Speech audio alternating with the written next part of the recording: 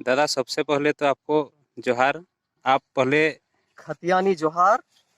हाँ, तो आप अपना परिचय संक्षेप में थोड़ा बताइए हमारे दर्शकों को। मेरा नाम रोहितास चौधरी। मैं खतियानधारी और खतियानी झारखंडी पार्टी का एक साधारण सा सदस्य हूँ। मेरा घर बंसिया राहे प्रखंड सिल्ली थाना रांची जिला अंतर्गत मैं आता हूँ। अच्छा ठीक है। तो हम बोलना चाह रहे हैं कि झारखंड सरकार द्वारा जो बनाई गई नियोजन नीति 10वीं 12वीं पास थी उसको हाईकोर्ट ने रद्द कर दिया है। आप इस विषय में क्या बोलना चाहते हैं?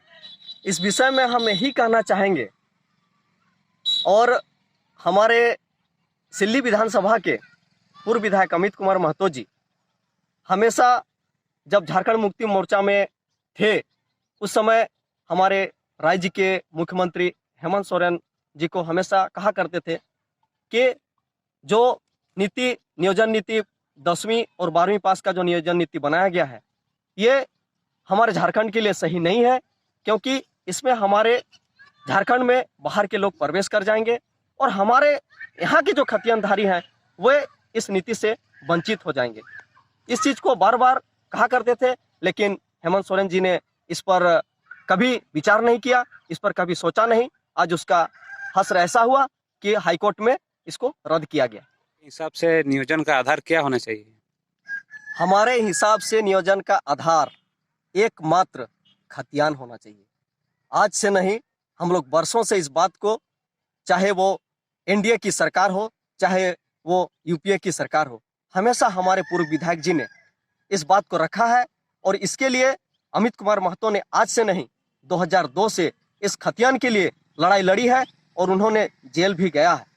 और मैं कहना चाहूँगा कि हमारे झारखंड का अगर हित चाहते हैं कोई भी, चाहे वो कोई भी मुख्यमंत्री हो, आज हमारे वर्तमान मुख्यमंत्री हेमंत सोरेन जी हैं, इनको मैं आग्रह करना चाहता हूँ, निवेदन करना चाहता हूँ कि आज भी आपको भगवान सद्बुद्धि दे और हमारे जो झारखंड का हित है उस पर आप आवे और उस पटरी पर आके आप तुरंत के तुरंत कैबिनेट का बैठक बुलाएं और कैबिनेट का बैठक में अभी भी जो गलतियां आपने की है उसको अगर सुधार करते हैं तो हमारे झारखंड का भविष्य बनेगा।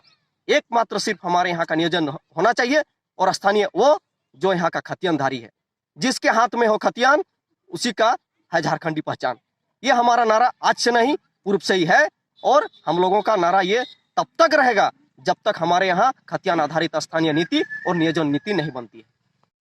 झारखंड सरकार के शिक्षा मंत्री माननीय जगन्नाथ महतो जी बोलते हैं सरकारी नौकरी ही क्यों और दूसरा भी काम है, दूसरा काम कर लो। तो इस विषय में आप क्या बोलना चाहते हैं? इस विषय में मैं क्या कहना चाहूँगा, एक माननीय के मुंह से अगर निकले कि आप दूसरा भी काम कर लें, क्या जो यहाँ पर खाली सीट पड़ी हुई है उसको आप लोग क्या आचार दीजिएगा क्या? फिर यह अपने परिवार को घुसाने का मकसद है क्या आपको? लाखों सीट पड़ी हुई है झारखंड सरकार में और ऐसे भाषा का जो प्रयोग कर रहे हैं, इन लोग को समझ में नहीं आता है कि क्या मैं बोल रहा हूँ। ये लोग मंत्री और विधायक बने हैं कैसे, हमको तो पता नहीं चलता है।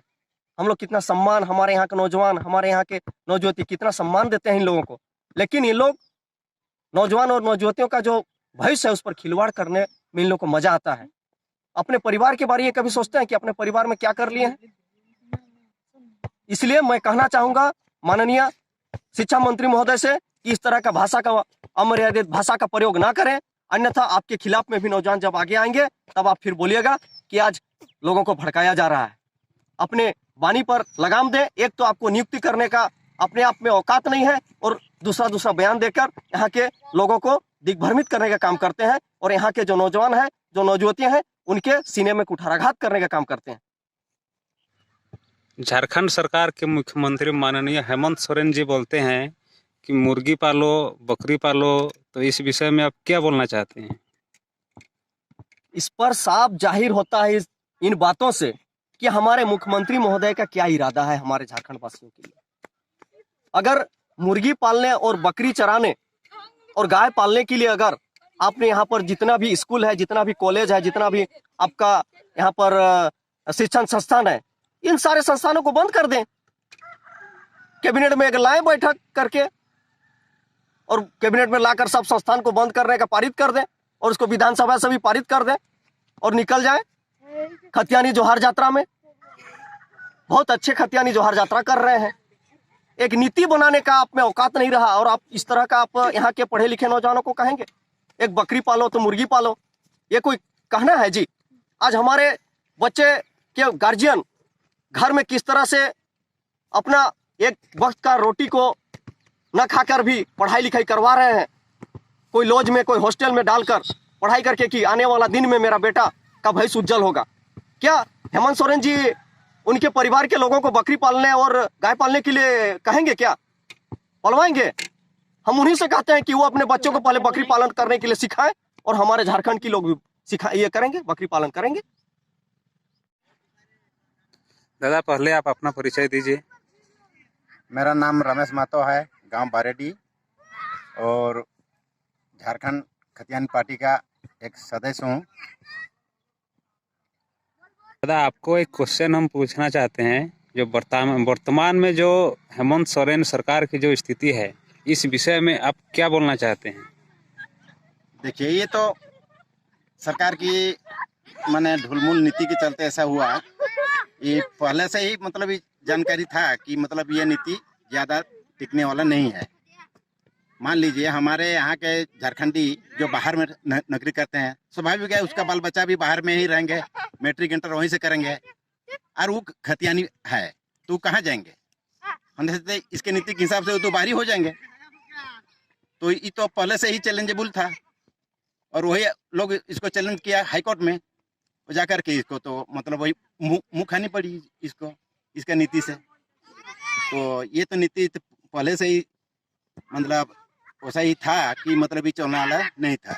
और इसके अगर ये नीति बनाते अच्छा तो कोई रिटायर मैंने सुप्रीम कोर्ट के जज होता, उससे मतलब सलाह मशवरा करके अगर नीति अच्छा से बनाता तो मतलब आगे हम लोग के बाल बच्चा का भी, यहाँ के नौजवान का भी भविष्य सुरक्षित होता। तो ये तो ये मतलब यहाँ से नौकरी देने वाला है ही नहीं है, आदमी को ठगने वाला नीति लाया था, जैसे तैसे ही करके चुनाव तक पहुँचा था। उसके बाद ये इसको माने अगला इलेक्शन के लिए छोड़ देता और मतलब माने चुनाव में आकर के फिर दोबारा सत्ता में आएंगे तो इससे ज़्यादा नौकरी देंगे कह के मतलब ये नियम लाया था। तो ये पहले से ही मतलब ये मतलब जाना था, इसलिए इस चली ही गया।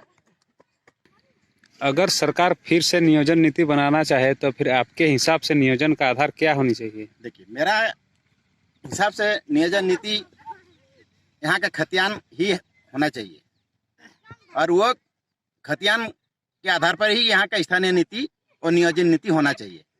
और ये नियोजन नीति और स्थानीय नीति को तुरंत अभी कैबिनेट में उन लोग को बुला करके इसको पास करना चाहिए और मैंने नियोजन नीति को तुरंत इसको भी विधानसभा में पारित करके मतलब हमारे यहाँ के जो नौजवान है जो अभी अपना भविष्य मैंने ये आगे सुरक्षित कैसे करेंगे कह के मतलब पढ़ लिख करके तैयारी कर रहे हैं, तो उसको देखते हुए देखिए अभी तो बहुत से हम देखे हैं हर जगह की मतलब रोड में भी आप नारा लगाना शुरू कर दिया सरकार के खिलाफ में।